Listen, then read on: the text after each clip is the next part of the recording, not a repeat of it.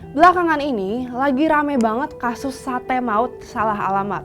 Tanggal 25 April lalu, cewek berinisial NA di Jogja diduga nggak sengaja bunuh anak supir ojek online pakai sebungkus sate yang sengaja diracunin. Sebenarnya dia mengasih paket makanan itu ke mantan pacarnya yang bernama Tommy. Dia ngirim sate itu lewat ojek online. Tapi karena Tommy nggak ada di rumah, sate itu dibawa pulang si supir ojek lalu dimakan sama istri dan anaknya yang berumur 10 tahun.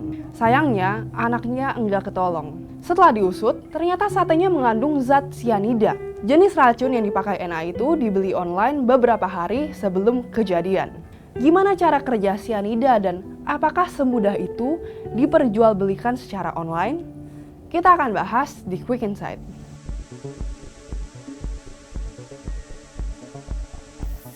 Apa sih itu cyanida dan kenapa bahaya banget?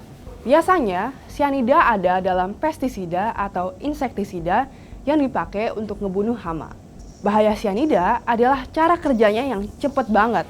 Intinya zat cyanida menghambat sel-sel yang dilalui oksigen, alias sel-sel tubuh istilahnya tuh kayak dicekik. Dalam jumlah kecil, efek cyanida pada manusia adalah gejala-gejala seperti mual, sakit kepala, atau deg-degan.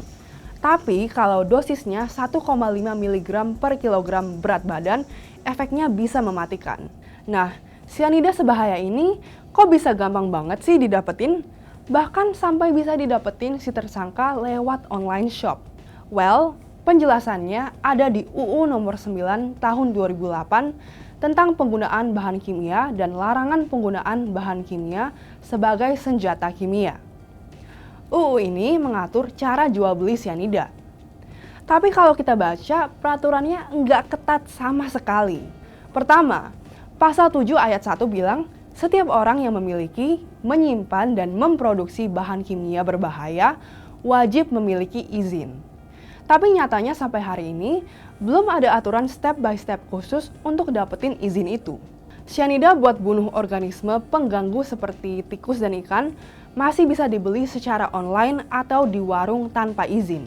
Terus menurut pasal 7 ayat 2, orang yang udah punya izin hanya boleh menggunakan zat berbahaya dalam hal-hal tertentu, seperti kepentingan pertanian, medis, dan lain-lain. Tapi masalahnya, nggak ada peraturan pidana untuk orang yang nyalahgunain ketentuan ini. Inilah kenapa ahli toksikologi dari UI, Budiawan, terus meminta pemerintah untuk memperketat aturan jual beli cyanida. Menurutnya, ada satu solusi biar masyarakat bisa aman, yaitu pemerintah ikutin aturan luar negeri, di mana orang yang beli zat berbahaya harus didata KTP-nya. Dia juga bilang sebenarnya racun ikan juga harusnya nggak boleh dipakai lagi, karena ikan harusnya dipancing dan bukan diracunin. Penggunaan cyanida sudah dilarang di negara-negara seperti Inggris, Singapura, dan India. Ngomong-ngomong, kasus racun cyanida juga sudah pernah kejadian 5 tahun yang lalu, yaitu kasus Jessica Mirna buat teman-teman yang ingat. Jessica didakwa meracuni Mirna pakai cyanida melalui satu cangkir kopi Vietnam pas mereka ketemuan di satu kafe di Jakarta. Hasil uji lab forensik Polri menyatakan bahwa es kopi Vietnam yang diteguk Mirna mengandung 3 gram cyanida. Dosis itu bisa membuat 5 orang sekaligus tewas. Jessica pun divonis 20 tahun penjara. Majelis hakim menentukan motif pembunuhannya adalah dendam. Motif dendam menjadi satu tren di antara kasus-kasus ini.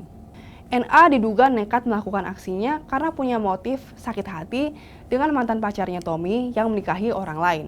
Dia sekarang dijerat dengan pasal 340 KUHP tentang pembunuhan berencana dengan ancaman hukuman penjara seumur hidup atau paling lama 20 tahun. Menurut kriminolog UGM Suprapto, kondisi kejiwaan NA perlu diperiksa. Johnny Johnston, seorang psikolog forensik dari Amerika Serikat, sudah lama meneliti pembunuhan menggunakan racun. Dia bilang kalau motif utama biasanya adalah untuk uang, dan yang kedua untuk balas dendam. Menurutnya, 90% pelaku menarget korban yang dikenal dekat.